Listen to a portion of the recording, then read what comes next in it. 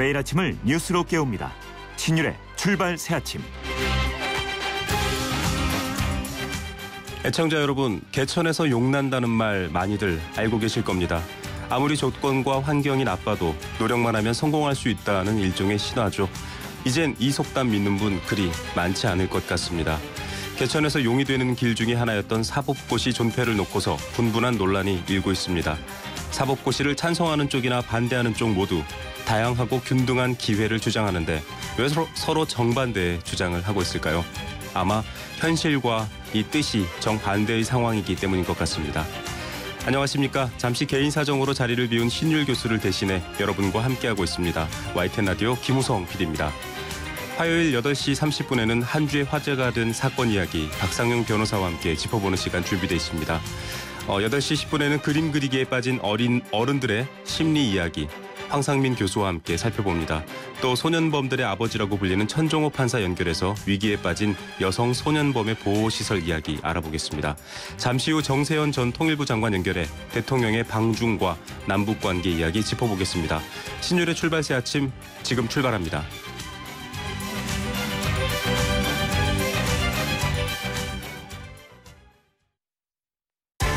신율의 출발 새아침. 네, 출발 새 아침 오늘도 인터뷰로 문을 열겠습니다. 박근혜 대통령이 내일 중국 전승절 행사 참여를 위해 중국을 방문합니다. 한중 정상회담은 물론 동북아 외교 형세를 가늠할 중요한 일정이라는 평가입니다. 특히 북핵 문제를 비롯해 남북 문제 해결을 위해 중국의 공조를 이끌어낼지 주목됩니다. 정세현 전 통일부 장관 연결해서 미리 짚어보겠습니다. 정세현 장관님 나와 계십니까? 안녕하세요. 네, 안녕하십니까. 네. 박근혜 정부 들어 중국의 중요성 여러 번 강조되고 있습니다. 이번이 취임 후 3번째 방중, 또 정상회담만 6번째고요. 대통령이 중국어로 연설을 하기도 했습니다. 정부의 이런 태도 어떻게 평가하고 계십니까?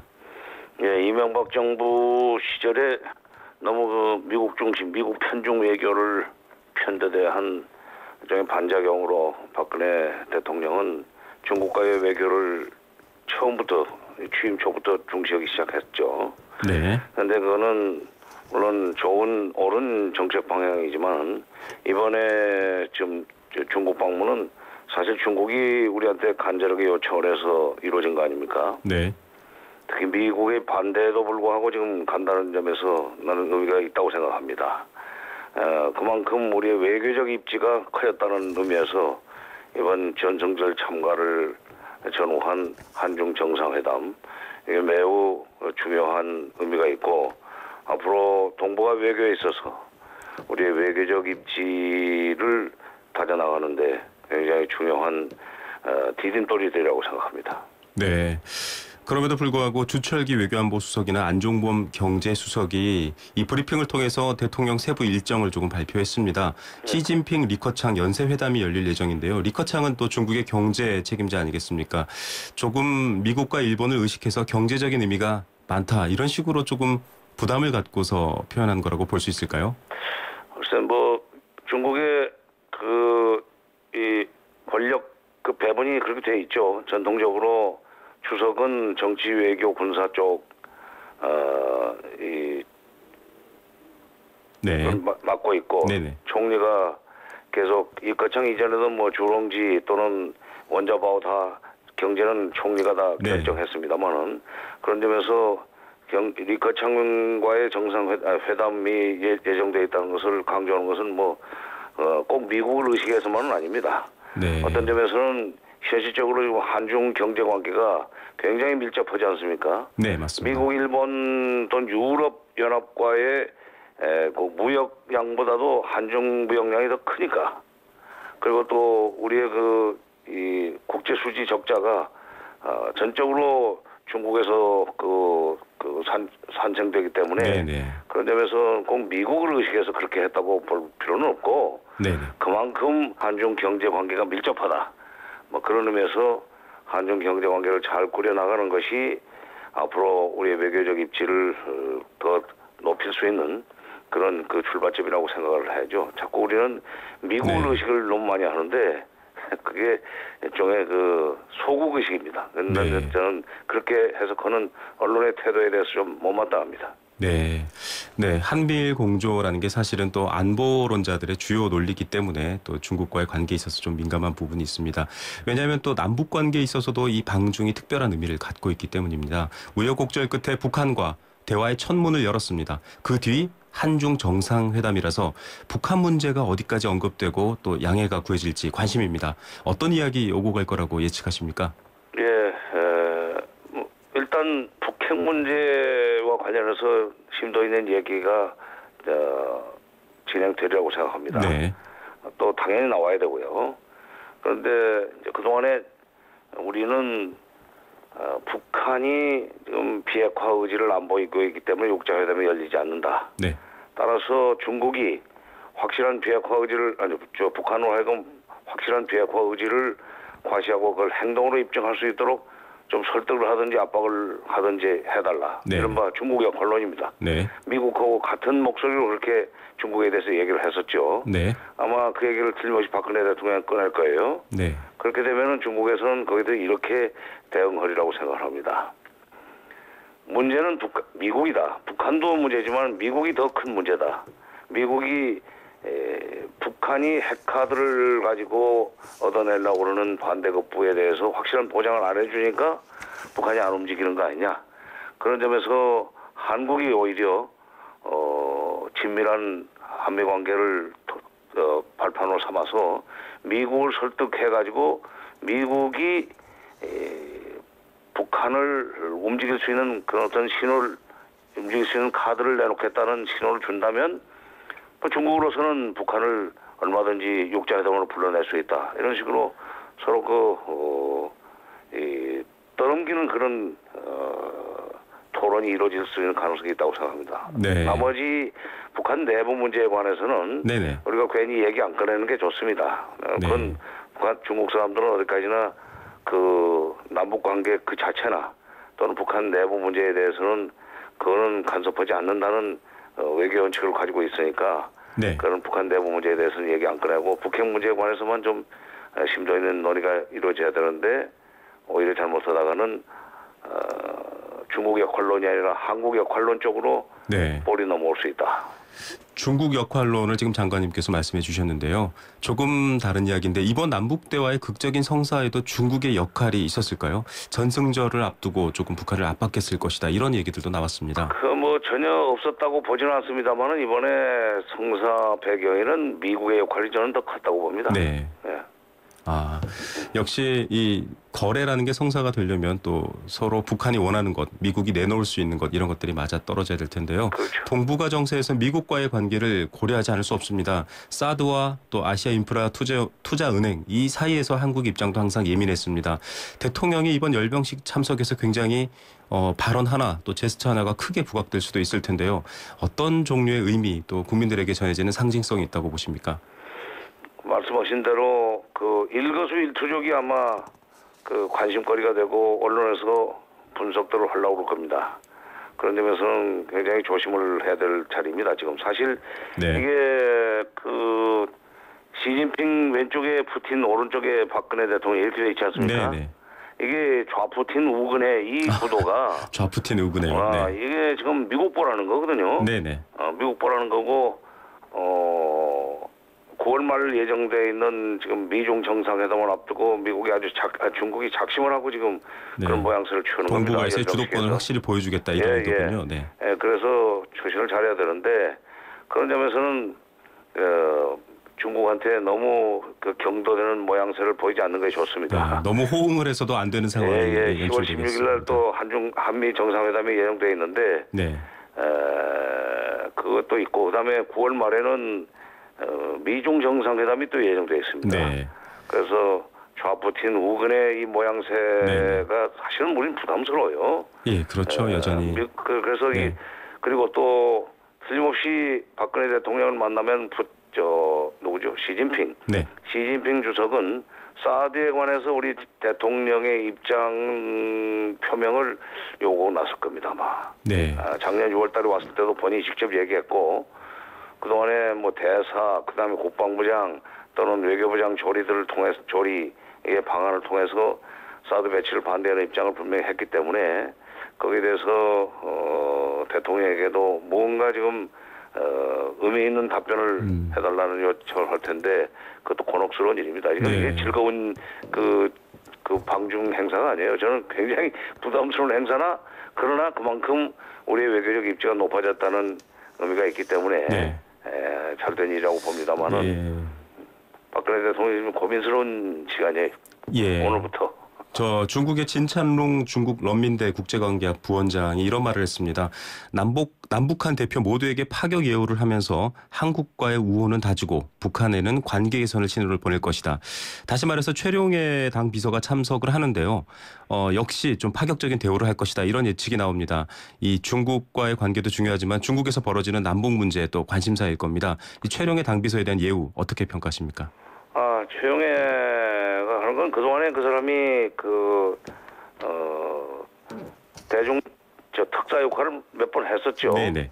그런 점에서는 뭐 김영남 상임위원장이 가는 것보다는 의미가 있습니다. 네. 두 번째, 이번이 항일 전승 기념일이거든요. 네네. 최용해는 바로 항일 빠지산의 아들입니다. 네. 최현이라는. 그런 네. 의미에서 혈통상에 북한의 이제 백두 혈통 내지는 빠치산 2세대, 3세대 이런 얘기 하는데 그런 의미에서는 빠치산 2세대인 최용해가 하는 것이 이번 행사의 성격, 의미 성격과도 네, 전승절이라는 연결되고 성격과 맞아 떨어진다. 이왕의 네. 그 조중 관계, 북중 관계에서 특사 역할을 했던 점도 있기 때문에 네네. 그리고 또 주북 중국 대사 네네. 그러니까 그 김일성을 극찬을 했습니다 최근에. 네네. 이런 거 봐서는 최용해 비서가 뭐 자격은 정상급이 아니지만 내막적으로 상당히 높은 그리고 융숭한 대접을 받을 가능성이 있죠. 예, 중국은 또 북한의 어떤 상징적인 면을 인정하는 셈인데요. 북한이 그러니까 남북한을 상대로 중국이 남북한을 상대로 해서 등거리 외교를 하는 그런 일도 있을 겁니다. 네, 정세현 전 통일부 장관 만나고 있습니다. 장관님 계실 때 11년 전 대북 방송이 중단됐었습니다. 이번에 남북 긴장 때도 굉장히 중요한 이슈였습니다. 김양권 당 비서가 대북 전단 살포 중단을 거론하고 있었고요. 고위급 접촉 때. 이 북한이 대북 심리전에 이렇게 민감한 이유 뭘까요? 관련 단체가 또 9월 9일 전단을 날리겠다고 공언을 하고 있습니다. 네. 이렇게 또 이 심리전이 민감한 이유, 이 또 북한을 건드리는 문제로 발전할 가능성이 있을까요? 북한의 정치 문화와 관련돼 있어요. 네네. 북한이 지금 3대 세습을 하고 있지 않습니까? 네네. 그다음에 3대 세습일 뿐만 아니라 일단 세습된 그 지도자는 세습으로 선출된 지도자는 절대적으로 우상화되고 있습니다. 네. 바로 절대 우상화되고 있는 지도자에 대해서 인신공격을 하는 내용을 본인 자신은 사실은 뭐 잘 모를 수 있어요. 김정은 네. 위원장 같은 입장에서는. 그러나 그걸 관리해야 될 그 최전방에 있는 군인들이나 네네. 그다음에 또 대남 관계를 담당하고 있는 대남 비서 입장에서는 잘못하면 자기의 그 충성심을 의심받는 일이 네. 된단 말이에요. 그래서 전단이나 그다음에 확성기 방송에서 포함된 내용들에 대해서 좀 민감할 수밖에 없습니다. 네. 일종의 체제 비판 세력이 생길 수 있다는 점에서 지금 민감하게 움직이는 네, 거죠. 내부 집안 단속이 아주 치명적인 역할을 하게 되는군요. 예. 예, 그런데 이런 분위기에도 불구하고 지금 이산가족 상봉 이야기가 나오고 있습니다. 실무 접촉이 다음 달 7일 열리게 되는데 상봉 정례화라던가 한 걸음 더 나아간 진전 이끌어낼 수 있을까요? 이 분위기 어떻게 보십니까? 우리는 이산가족 상봉이 인도주의 사업이라고 생각을 하고 있고 국제적으로 그렇게 통용되고 있습니다. 네. 그러나 북한한테 이게 굉장히 정치적 부담이 많은 일이에요. 체제의 우열이 극명하게 드러나는 현장이기 때문에 네네. 그래서 그런 그들의 정치적 부담이라고 그럴까 국내 정치적 부담을 상쇄하고도 남을 수 있는 일종의 반대급부가 없이는 이게 정리가 안 됩니다. 무언가 지원을 해줘야 된다. 그렇죠. 과거에 그러니까 그동안에 19번의 이산가족 상봉이 있었는데 네네. 박근혜 정부 작년 2월 달에 한 번 오고 그다음에 끝이었습니다. 네네. 쉽게 얘기해서 그 이후에 거기에 상응하는 인도적 지원이 없었기 때문입니다. 네. 이명박 정부 2번 했죠. 네네. 혹시나 하고 2번 했는데 역시 꽝이었죠.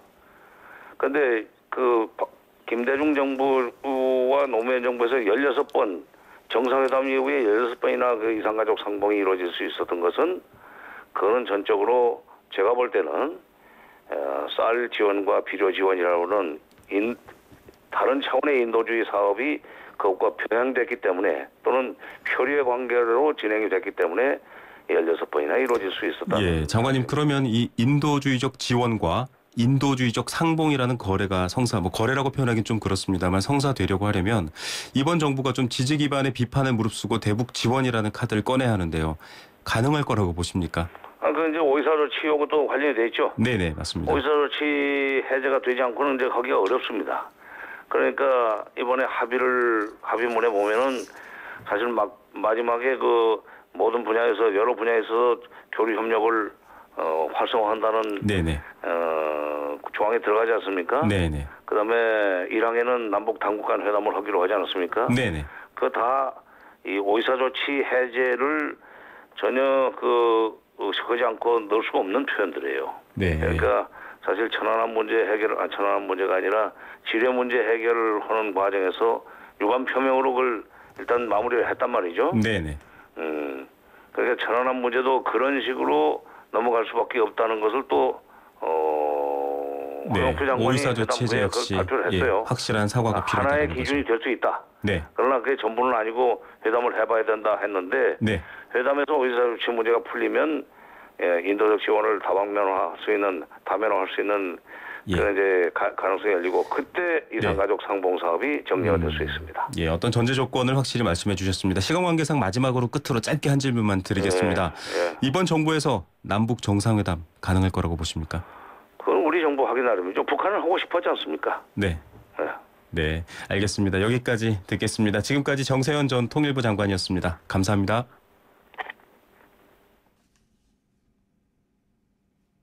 네, 지금 시각 7시 32분 향하고 있습니다. 교통 상황 알아보겠습니다. 박화영 캐스터. 네, 출발 새 아침 교통정보입니다. 출근길 교통량이 조금씩 더 늘어가고 있는데요. 동부간선도로 강변북로 쪽으로 이동하는 방향 거의 전 구간 막히고 있고요. 종로는 신설동에서 동묘 쪽으로, 통일로는 연신내역에서 불강역, 녹번역에서 독립문 쪽으로 도심으로 들어가는데 밀리고 있습니다. 309번 지방대로는 과천터널에서 서남 나들목까지, 과천에서 양재 방향으로 속도가 떨어져 있고요. 이렇게 309번 지방도로 나오셔서 반포대로 합류하셨다면 반포대로는 반대 방향으로 좀 밀립니다. 서울 성모병원 쪽으로 속도가 떨어져 있습니다. 출발 새 아침 교통정보였습니다. CEO 금난세입니다. 꿈꾸는 젊음은 아름답고 도전하는 열정은 성공을 부릅니다. 파이팅 하세요. 그리고 여러분의 미래를 기록하세요. 성공을 위한 CEO 금난세 씨의 노력은 매일매일 양지 다이어리와 함께합니다. 나의 역사 속엔 언제나 양지 다이어리. 네, 잠시 후 2부에는 예산 부족으로 문닫는 보호시설 이야기 진행됩니다. 잠시 후에 뵙겠습니다. 안녕하세요. 민상토론의 유민상입니다. 복잡한 세상사와 정치 이야기 머리 아프고 답답하시다고요? 그렇다면 FM 94.5 YTN 라디오를 켜세요. 아주 그냥 시원하게 풀립니다. 주말엔 뉴스 앤 뮤직으로 음악도 즐기시고요. 모바일 앱 예스로도 전 세계 어디서나. 소통의 아침을 여는 공정한 목소리. 신율의 출발 새 아침. 네, 신율 교수가 잠시 자리를 비운 사이에 대신하고 있습니다. YTN 라디오 김우성 PD입니다. 작심 인터뷰 두 번째 순서 만나볼 텐데요. 여러분, 소년범을 위한 아동보호치료시설 들어보셨습니까? 저도 참 생소한 말이었습니다. 소년원, 일종의 어린아이들을 위한 감옥이죠. 이 소년원으로 보내기에는 가벼운 범죄를 저질렀지만 재범이 우려돼 집으로 그냥 보낼 수 없는 소년범들을 일정 기간 보호하고 또 치료해주는 곳입니다. 특히 이 여자 소년범을 위한 시설은 전국에 단 3곳뿐인데요. 최근 이 가운데 한 곳이 문을 닫을 위기에 처했습니다. 어떻게 된 일일까요? 우리나라 소년범들의 아버지라고 불리는 분입니다. 많이들 알고 계시죠? 6년째 소년부 재판을 하고 있는 천종호 부산가정법원 부장판사님 연결해서 이 내용 또 소년범 교정체계의 문제점 짚어보겠습니다. 천 판사님 안녕하십니까? 안녕하십니까. 네. 천정호 판사입니다. 예. 그 인터뷰 전에 라디오에서 잘 모르실 분들을 위해 한 가지만 여쭤보겠습니다. 요즘도 판사님이 계신 재판장에서는 엄격한 법조문보다는 눈물과 용서, 포옹이 더 많은 편인가요? 예, 아이들에게 기회를 주고 또 저희들의 삶을 돌아보게 하기 위해서 부모님 사랑합니다 하고 죄송합니다 하면요 또 네. 눈물이 흐르고 뭐 그거는 6년째 계속되고 있다고 보시면 됩니다. 예, 많은 분들이 또 매체를 통해서 그 이야기를 접하고 감동을 받기도 했습니다. 논리와 싸움이 아닌 진심이 등장한 이 신성한 법정이 아니라 신선한 법정이었다는 생각이 들었습니다. 그런데 이 현실은 만만치 않은 것 같습니다. 안 그래도 부족한 아동보호치료시설이 또 없어질 위기에 처했다고 하거든요. 이곳 어떤 잘못을 지은 아이들이 오는 곳입니까? 예, 소년범들이 비행을 저지르게 되면 중한 아이들은 소년교도소에 가고요. 네. 그다음 단계 아이들은 소년원에 가고 네. 그다음 단계 아이들이 육호처분기관에 가게 되는데 네. 아동보호치료시설은 육호처분기관 중에 하나라고 보시면 됩니다. 예, 이 육호처분이라는 것 주로 어떤 잘못을 저지른 것들이 있을까요? 예, 보통 뭐 절도, 생계형 범죄들인데요. 네.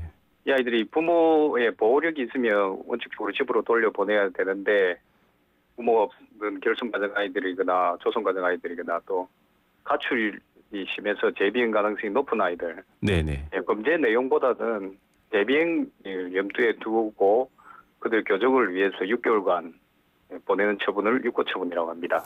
예, 그러면 소년원 같은 곳들에 보내는 것보다는 교정 효과가 조금 더 뛰어나다 이렇게 볼 수 있습니까?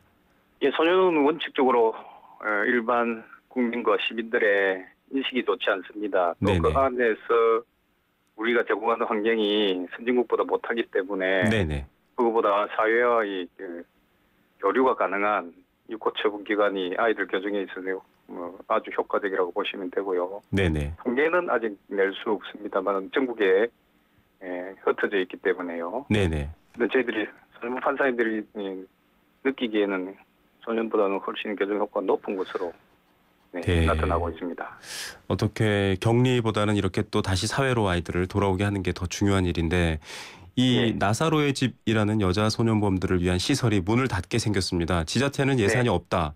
뭐 국가도 예산을 지원하고 있지 않다. 이런 얘기인 것 같습니다. 이거 어떤 논란이 있습니까? 예, 지금 아동보호치료시설은요. 아동복지법상의 시설입니다. 네네. 아동복지법상의 시설은 2005년도부터 예산 지원이 국가에서 지방자치단체로 넘어가 버렸습니다. 네. 그런데 이제 전국에 아동보호치료시설 중에 6호 기관으로 지정된 곳은 7군데밖에 없고요. 네네. 예, 그러다 보니까 전국에서 판사님들이 그곳에 아이들을 위탁하게 됩니다. 예, 그러다 보니까 당해 지방자치단체에서 소속된 아이들 아닌 예를 들어서 부산 아이들도 그쪽으로 갈 수가 있고요. 수가 적으니까요. 네. 예, 전국으로 배분이 되다 보니까 당해 지방자치단체는 우리 아이들도 아닌데 왜 우리가 예산 지원을 해야 되느냐. 네. 가뜩이나 적은 예산에 지원을 할 수 없다고 하는 바람에 지금 이제 예산 문제가 불거지고 폐쇄 위기까지 이르게 된 것입니다. 이렇게 전국적으로 많은 아이들이 뭐 턱없이 부족한 이 아동보호 치료 시설에서 다시 사회로 돌아올 수 있는 교육과 또 재기를 꿈꿔야 하는데 이런 문제라면 국가에서 지원을 해야 되는 것 아닌가요? 원칙적으로 소년원은 전국에 있는 아이들을 받습니다. 네네. 부산에 있는 아이들도 다른 지역에서 오는 아이들을 받게 돼 있습니다. 네네. 그렇기 때문에 이제 법무부 관장 하에 법무부에서 예산 지원이 이루어지는데요. 네. 육군처분기관도 그와 같은 시설이기 때문에 국가 예산 지원이 이루어져야 되는데요. 법이 지금 지방자치단체 예산 지원으로 운영되도록 되어 있는 이것 때문에 지방자치단체에서는 이 시설의 중요성을 인식하지 못하고 네네. 당에 이제 지방자치단체 예산 문제에만 신경을 써서 예산 지원을 거부하고 또 거부하려고 하는 움직임이 있는 것 같습니다. 네. 지금 이렇게 또 법조계 일선에 계신 판사님의 의견조차도 지금 국가가 어떻게 보면 법 개정 등을 또 여러 가지 과정을 이유로 좀 미루고 있는 느낌입니다. 이렇게 보니까 이 소년에 대한 법적 처분의 방향과 또 보호와 재기, 치료 이런 것들보다는 처벌의 무게가 지워져 있는 것 아닌가. 특히 정부가 조금은 소년들이 재활하고 다시 사회로 돌아오는 것보다는 처벌에 조금 무게를 두었다. 이렇게 좀 그 정부의 입장을 바라볼 수도 있어?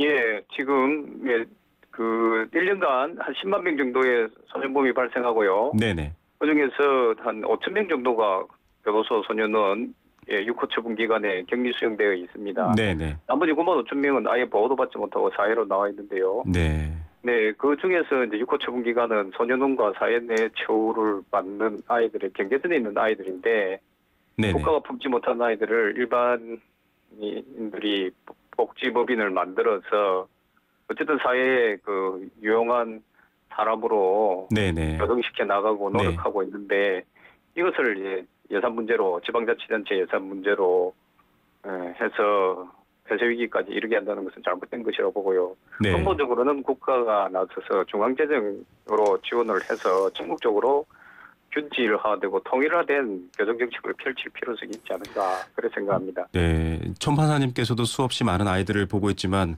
이렇게 되면 어쩔 수 없이 6호 판정, 그러니까 좀 다시 예, 보호시설에 가야 되는 아이들을 어쩔 수 없이 90호의 중범죄자로 분류를 하게 될 수밖에 없습니까? 어떻게 네, 보십니까? 그렇습니다. 예를 들어서 제가 당원에 3년간 있었을 때 6호 처분 기관이 없어서요. 네네.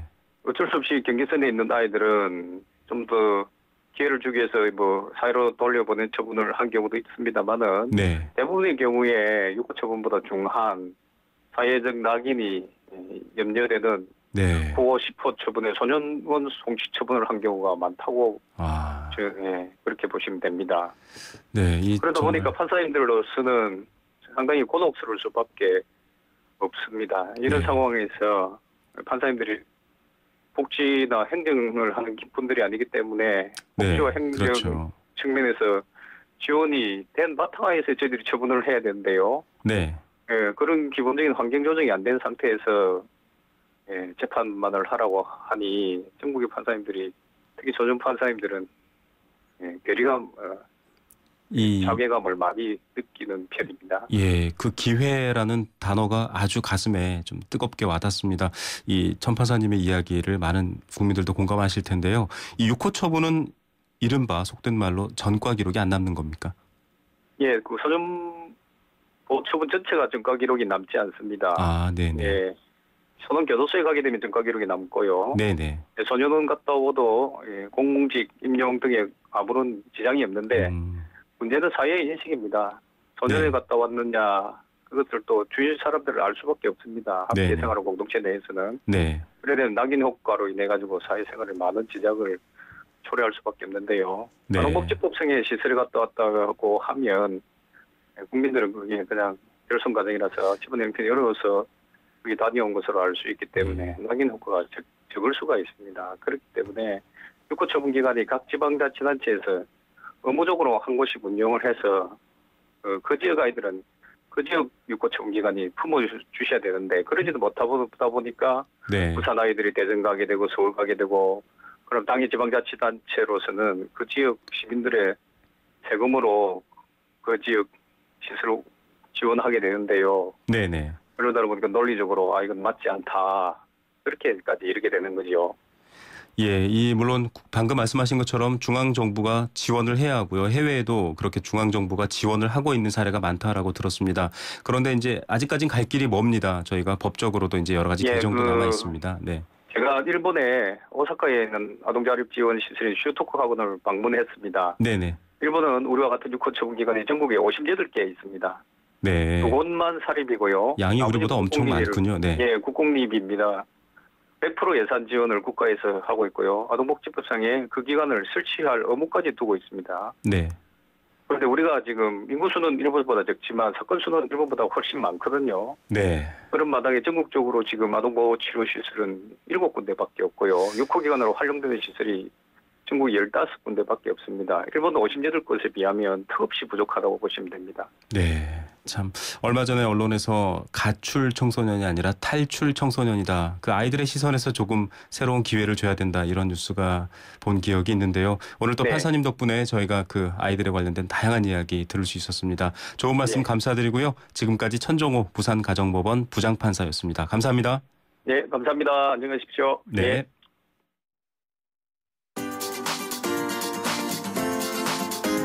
YTN 뉴스 FM 신율의 출발 새 아침 댓글로 보는 뉴스.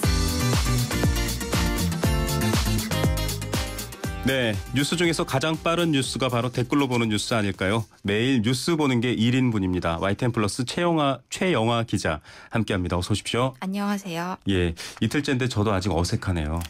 네, 이 시각 누리꾼들의 관심이 많은 뉴스 어떤 것들입니까? 네, 희귀 질환을 앓고 있는 지적 장애 여성이 집을 나간 지 일주일째 행방불명이라는 소식이 오늘 오전에 YTN 단독 네. 보도로 알려졌는데요. 지적 장애 1급인 31살 임윤아 씨가 지난달 25일 문화센터에 운동을 다녀온 직후에 사라졌습니다. 실종된 임 씨의 집은 대낮에도 경비가 삼엄한 청와대 인근인데다 CCTV도 많고 경찰이 수시로 순찰하는 지역인데요. 그런데 이상한 건 인근 CCTV에 모습이 남지 않은 것은 물론 누구 하나 윤아 씨를 보지 못해서 아직까지 네. 행적이 확인되지 않고 있다는 겁니다. 실종 일주일째 경찰이 전국에 실종 전단을 배포하고 추적을 하고 있는데요. 이렇다 할 제보가 들어오지 않고 있어 가족들이 애를 태우고 있습니다. 예. 누리꾼들도 얼른 가족의 품으로 돌아오길 바란다는 그런 분들이 많았습니다. 예, 특히 장애가 있으신 분들 절대 그런 일은 없어야겠지만 범죄의 대상이 되는 경우도 많죠. 어서 빨리 네. 가족 품으로 돌아왔으면 좋겠습니다. 그렇습니다. 다음은 조금 부글부글 끓어오르는 뉴스네요. 네, 박근혜 대통령이 중국 전승절 열병식에 참석하기로 한 데 대해 일본 우익 매체 산케이 신문이 원색적인 막말을 쏟아냈습니다. 한국이 미국과 중국 사이에서 양다리 외교를 하고 있다며 4대 외교가 한국의 민족적 악습이라는 내용을 인터넷판 칼럼에 실은 건데요. 네. 명성황후를 민비로 표현하고 4대 외교를 하다 암살당했다면서 박근혜 대통령을 민비로 빗댔습니다.